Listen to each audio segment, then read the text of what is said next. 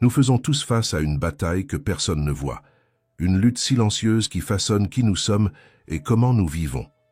Mais l'adversaire n'est pas à l'extérieur. Ce n'est ni cette personne qui critique vos défauts, ni ce supérieur qui exige trop. Il est bien plus proche. Il se trouve dans votre esprit. C'est cette voix qui surgit aux moments cruciaux, murmurant « Mieux vaut ne pas essayer, tu n'es pas à la hauteur. » Et si tu échouais? Au départ, elle semble vouloir vous protéger, comme un ami inquiet. Mais, peu à peu, elle érige des murs invisibles, alimente vos peurs et freine vos actions. Voici la vérité. Cette voix n'est pas vous. Elle n'est pas un juge qui détermine qui vous êtes réellement ou ce que vous méritez. Cette voix est simplement le reflet de vos craintes, forgées par vos expériences passées, vos insécurités et les attentes que d'autres ont projetées sur vous. Le premier pas pour changer cela est de reconnaître qu'elle ne vous définit pas. Vous pouvez apprendre à questionner ces pensées et à réécrire votre histoire. La force pour y parvenir est déjà en vous. C'est le courage de voir au-delà de vos peurs, de comprendre vos émotions et de laisser la raison les guider.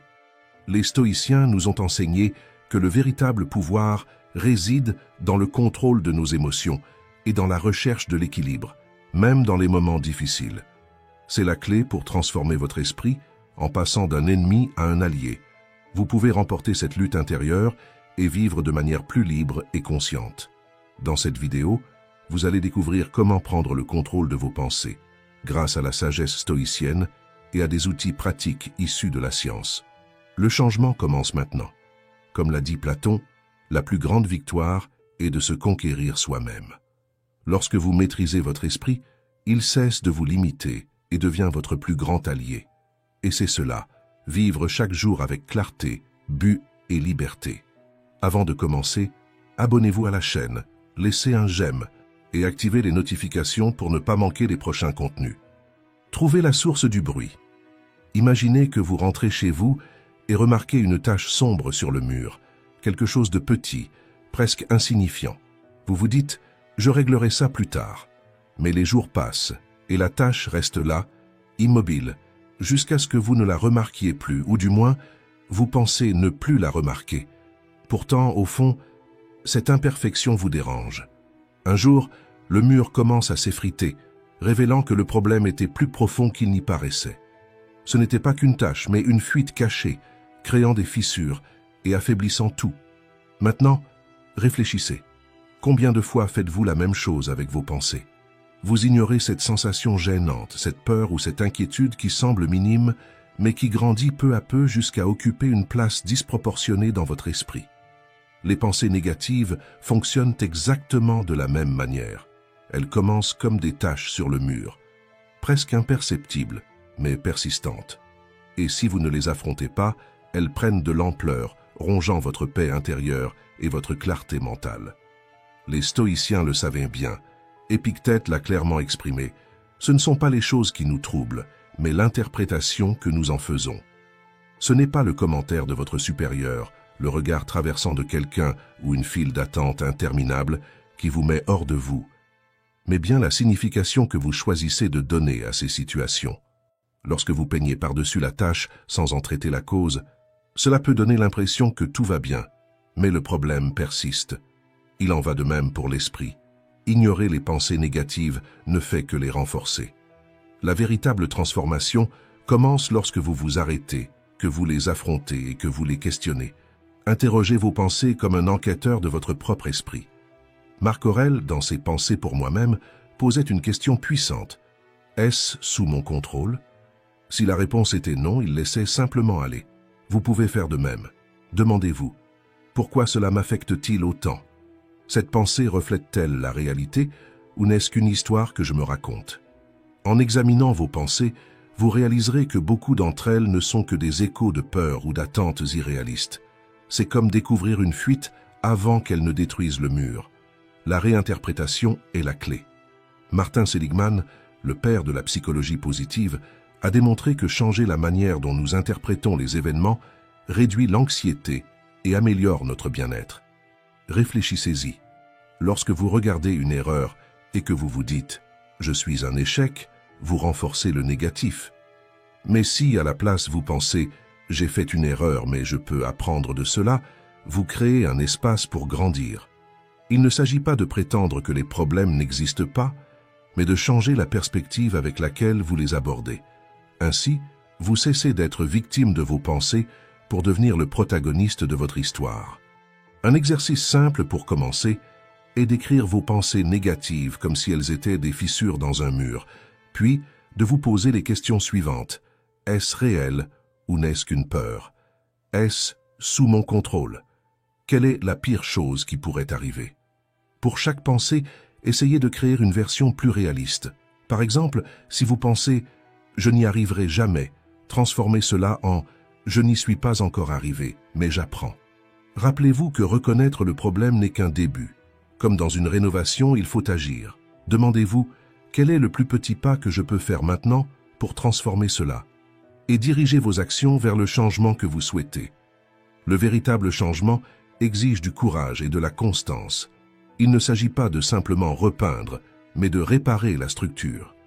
À chaque pensée que vous défiez, à chaque action que vous entreprenez, votre esprit se renforce et vous reprenez le contrôle de votre vie.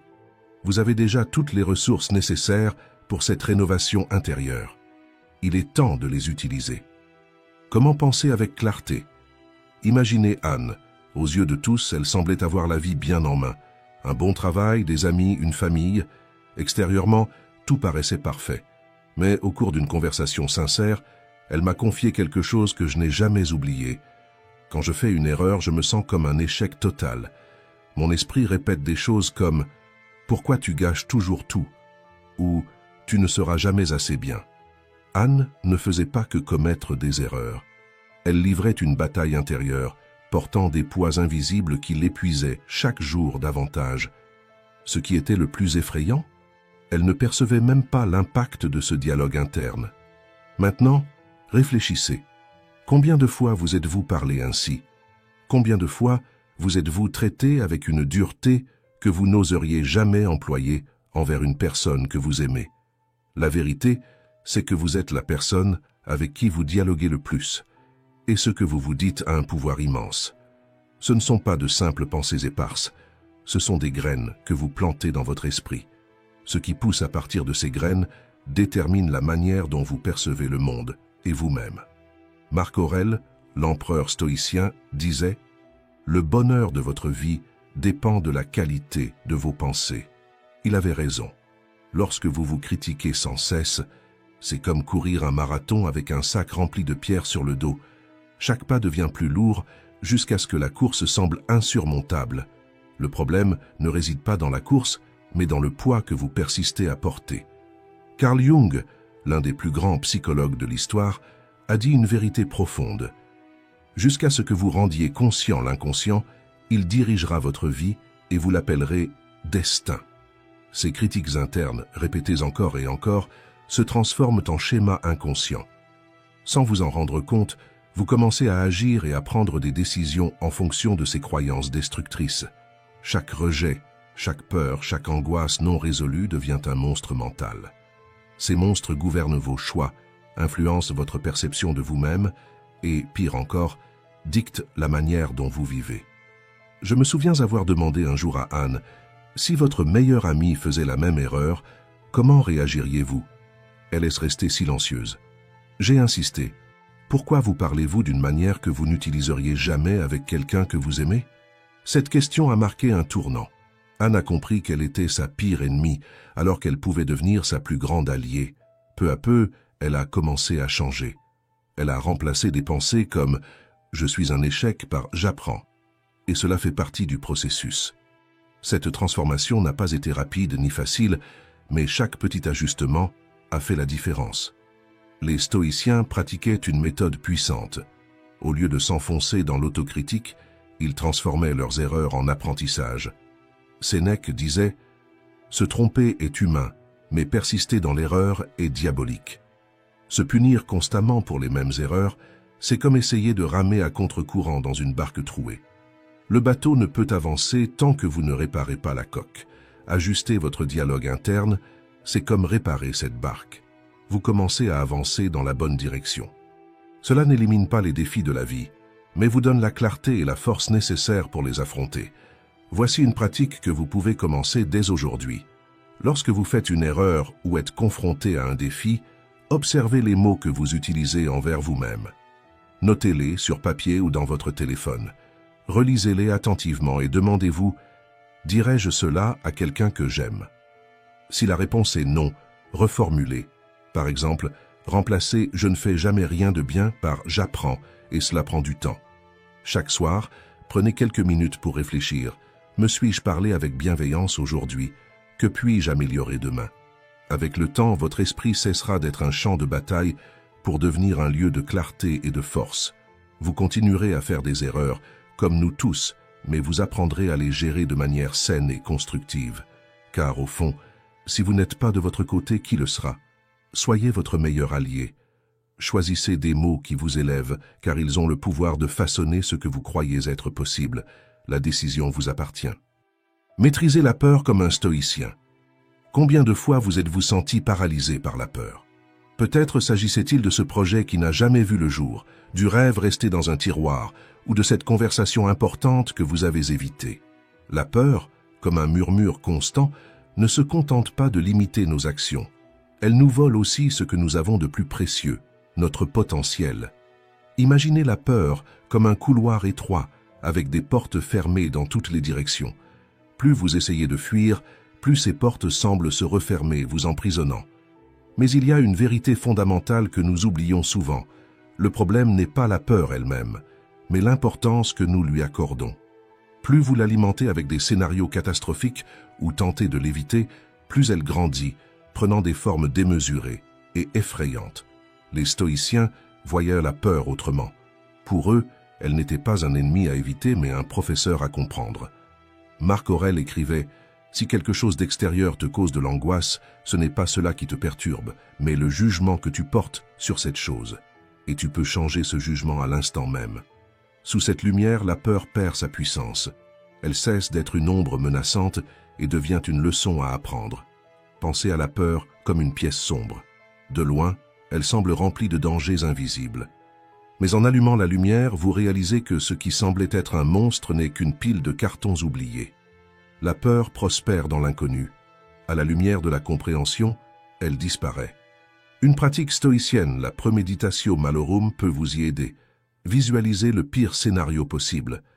Imaginez avec précision ce que vous redoutez. Une présentation, une erreur, un rejet. Posez-vous cette question. Si le pire se produit, qu'est-ce qui pourrait réellement mal tourner? Et si cela arrivait, comment pourrais-je y faire face? Vous constaterez que, dans la plupart des cas, la réponse est simple. Je peux y faire face. Susan Jeffers, dans Trembler mais oser, explique que faire de petits pas vers ce que nous redoutons réduit considérablement son intensité. C'est comme traverser une rivière qui semblait profonde. En y mettant les pieds, vous réalisez qu'elle est moins profonde que prévu. Le mouvement dissout l'illusion de la peur. Alors, comment pouvez-vous commencer dès maintenant? Tout d'abord, nommez la peur. Ne vous contentez pas de dire « j'ai peur d'échouer ». Soyez précis. Qu'est-ce qui vous effraie exactement? Une fois définie, la peur devient plus gérable. Ensuite, visualisez le pire scénario et demandez-vous « si cela échoue, que se passera-t-il vraiment? Comment puis-je y faire face ?» La plupart du temps, les conséquences ne sont pas aussi graves qu'elles semblent l'être. Enfin, agissez, même avec la peur. N'attendez pas de vous sentir confiant. Faites un pas, même petit. Chaque mouvement réduit la peur et augmente votre courage. Souvenez-vous, ce que vous redoutez souvent cache ce qui peut le plus vous transformer. Il ne s'agit pas d'ignorer les risques réels, mais de distinguer le danger véritable de l'inconfort temporaire. Demandez-vous, cette peur est-elle un avertissement légitime ou une invitation à ma croissance? En fin de compte, vous avez le choix. Rester prisonnier des histoires que la peur raconte ou commencer à écrire une nouvelle narration. La peur n'a de pouvoir que si vous le lui accordez. Affrontez-la, transformez-la et permettez-vous de grandir. Si ce message vous a touché, partagez-le. Laissez un like, abonnez-vous à la chaîne et ensemble, apprenons à transformer la peur en force et en sagesse. Remplacez les pensées qui vous limitent. Quand vous avez froid, vous n'attendez pas que cela disparaisse tout seul. Vous mettez un vêtement chaud ou cherchez quelque chose pour vous réchauffer. Alors, pourquoi ne pas faire de même avec les pensées qui vous bloquent? Ces pensées que nous ressassons jour après jour sapent notre confiance, amplifient notre anxiété et nous donnent l'impression d'être coincés dans un labyrinthe sans issue. C'est comme porter un sac à dos rempli de choses inutiles. Chaque pas devient plus lourd, jusqu'à ce qu'il semble impossible d'avancer. Mais ce n'est pas une fatalité. Cléante d'Assos, l'un des grands penseurs du stoïcisme, disait « Comme l'eau façonne la pierre, les pensées façonnent l'esprit ». Cette phrase nous rappelle que tout ce que nous pensons, encore et encore, laisse des traces. Ces traces peuvent nous propulser ou nous enfermer. Et le choix des pensées que nous cultivons est toujours entre nos mains. Le problème, c'est que nous traitons souvent les pensées négatives comme des faits. Une critique, une erreur ou une situation difficile est interprétée de manière rigide et nous ressassons cela dans notre tête jusqu'à ce que cela devienne une vérité absolue.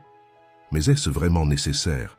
Imaginez que vous trébuchiez et pensiez « je suis un échec ». Et si, au lieu de cela, vous pensiez « j'ai fait une erreur, mais je peux essayer à nouveau ». Ce n'est pas seulement une question d'optimisme, c'est de la science. Le docteur Andrew Huberman explique que, en adoptant consciemment de nouvelles pensées, nous créons de nouvelles connexions dans le cerveau. C'est comme instaurer une nouvelle habitude. Au début, c'est difficile, mais avec le temps, cela devient naturel. Pensez à votre esprit comme un outil.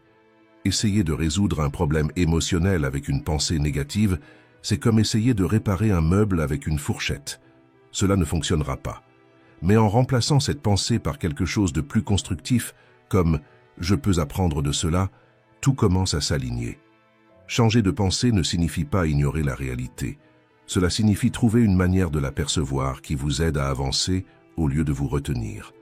Quand vous ajustez votre point de vue, même les jours les plus difficiles peuvent révéler des enseignements ou ouvrir de nouvelles voies. Au début, cela peut sembler étrange ou même difficile. Changer demande des efforts, mais chaque petit remplacement renforce votre capacité à penser de manière plus positive et utile. Avec le temps, cela devient une partie intégrante de qui vous êtes. Posez-vous cette question. Quelle pensée puis-je abandonner aujourd'hui? Peut-être est-ce le doute que vous n'êtes pas capable ou la peur de l'échec. Remplacez-la par quelque chose qui vous encourage à agir, à essayer, à grandir, parce que vous méritez un esprit qui vous soutienne et non qui vous freine. Ne vous laissez pas contaminer par votre environnement.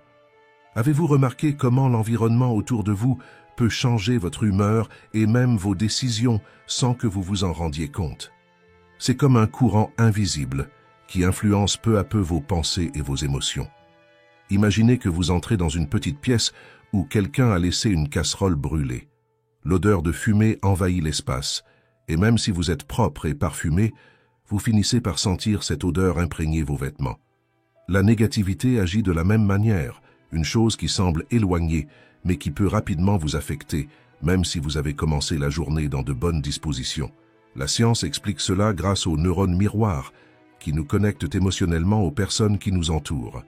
Lorsque nous sommes entourés de pessimisme ou de critique, notre cerveau reflète ces émotions, comme un miroir. Sans nous en apercevoir, nous commençons à porter ce poids, influençant nos choix et nos attitudes. Mais voici la bonne nouvelle. Vous n'êtes pas obligé d'accepter cela. Pensez à une pièce fermée avec un air lourd. Que feriez-vous?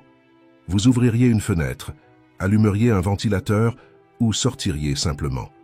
Pour l'esprit, c'est un peu pareil. Vous pouvez choisir ce qui entre et ce qui reste à l'extérieur. Sénèque disait « Entourez-vous de personnes qui peuvent vous rendre meilleur et efforcez-vous également d'améliorer les autres ». Cela ne signifie pas que vous devez vous éloigner de tout le monde, mais qu'il est essentiel de fixer des limites claires sur ce qui mérite votre attention et votre énergie. C'est comme protéger votre maison les jours de pluie. Vous ne pouvez pas empêcher la tempête, mais vous pouvez fermer les fenêtres pour protéger l'intérieur. La psychologie nous enseigne également quelque chose d'important. Daniel Goleman, auteur de l'intelligence émotionnelle, explique que les émotions négatives sont très contagieuses, mais qu'en développant la conscience émotionnelle, nous pouvons distinguer ce qui nous appartient de ce qui vient de l'extérieur. Imaginez placer une moustiquaire à la fenêtre.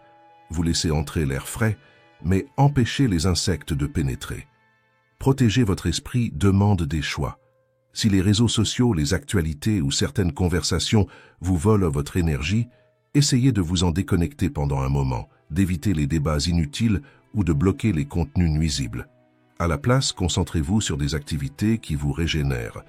Une promenade en plein air, des discussions avec des personnes inspirantes ou des passe-temps qui vous procurent du plaisir, comme lire un bon livre. Une autre façon de vous protéger est de renforcer votre esprit. Des pratiques comme la méditation, des moments de silence ou la lecture quotidienne aident à construire ce que les stoïciens appelaient la citadelle intérieure, une forteresse mentale qui vous protège des turbulences extérieures sans vous isoler du monde. Rappelez-vous, vous ne pouvez pas contrôler les tempêtes extérieures, mais vous pouvez décider de leur impact sur votre intérieur. Prenez soin de votre énergie et créez un espace où votre esprit et votre cœur sont en sécurité. Investissez dans ce qui compte vraiment. Si ce texte vous a parlé, abonnez-vous à la chaîne, partagez votre expérience dans les commentaires et envoyez ce message à quelqu'un qui en a besoin. Votre paix intérieure est votre plus grand trésor. Protégez-la. Éliminez le mal à la racine avant qu'il ne grandisse. Imagine que vous avez un sac où vous mettez de tout. Un billet de cinéma déjà utilisé, un élastique qui ne fonctionne plus, ou même des papiers dont vous ne vous souvenez plus pourquoi ils sont là. Au début, cela semble inoffensif, mais avec le temps, le désordre s'installe. Et quand vous cherchez quelque chose d'utile, c'est un chaos qui ne fait qu'ajouter du stress. Maintenant, pensez à votre esprit comme ce sac. Les petites pensées négatives, les situations difficiles ou les relations toxiques commencent de la même manière, semblant insignifiantes, faciles à ignorer. Mais si vous ne vous en occupez pas, elles s'accumulent, prennent de la place et épuisent votre énergie mentale.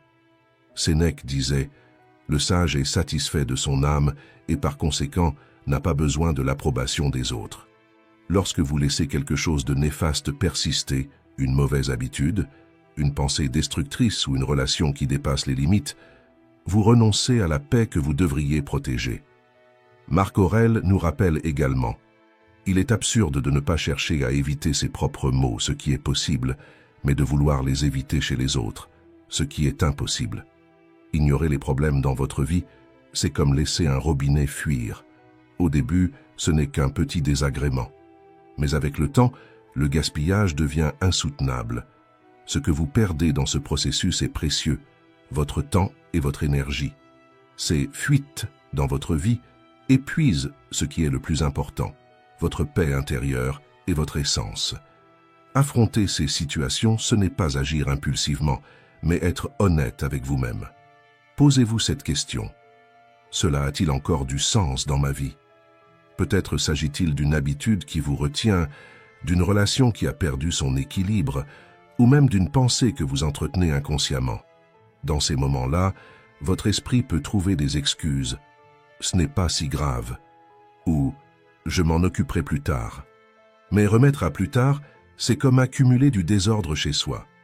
Au début, cela semble insignifiant, jusqu'au jour où vous réalisez qu'il n'y a plus de place pour ce qui compte vraiment. Dire non à ce qui vous nuit est un acte d'amour-propre. C'est dire oui à ce qui vous fait grandir et vous apporte la paix. Considérez cela comme entretenir un jardin.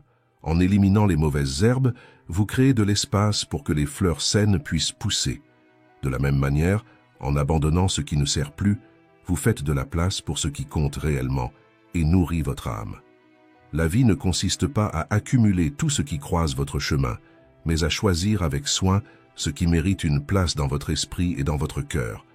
Parfois, cela signifie reconnaître que quelque chose a déjà rempli son rôle. Dans les prochains jours, essayez de retirer de votre vie ce qui n'apporte rien de positif. Que ce soit une routine qui vous épuise, une relation qui vous tire vers le bas ou même des pensées qui ne vous font pas de bien. Ainsi, vous libérez de l'espace pour ce qui compte vraiment et vivez avec plus de légèreté, de clarté et de sens. Apprenez à être plus fort que les pressions de la vie. Imaginez que vous portez des sacs de course très lourds et que le chemin jusqu'à chez vous semble interminable. Chaque pas demande plus d'efforts, vos bras commencent à vous faire mal, et à un moment vous vous demandez « Est-ce que je vais réussir à continuer ?» Cette sensation vous est familière, n'est-ce pas? La vie ressemble souvent à ce moment-là. Les défis surgissent comme des poids supplémentaires, testant nos limites. Et cette petite voix intérieure commence à murmurer qu'il vaut mieux abandonner. Mais c'est précisément dans ces moments que nous découvrons notre véritable force, celle qui apparaît lorsque continuer est la seule option. Marc Aurèle, l'un des plus grands stoïciens, nous a enseigné une leçon précieuse. L'obstacle devient le chemin. Il nous rappelle que les obstacles ne sont pas là pour nous arrêter, mais pour nous transformer. Chaque difficulté est une opportunité de devenir plus fort. Pensez à une personne qui a traversé d'immenses difficultés, comme une mère qui travaille 2 emplois pour subvenir aux besoins de ses enfants. Malgré la fatigue et les défis quotidiens, elle trouve de la force là où d'autres ne voient que de l'épuisement. Sa détermination montre que parfois, ce n'est pas ce que nous affrontons qui compte, mais comment nous l'affrontons. La psychologue Edith Grothberg explique que trouver un sens dans les défis est ce qui nous rend résilients. Lorsque nous commençons à voir les problèmes comme des opportunités d'apprentissage, quelque chose change en nous. C'est comme échanger une paire de chaussures trop serrées.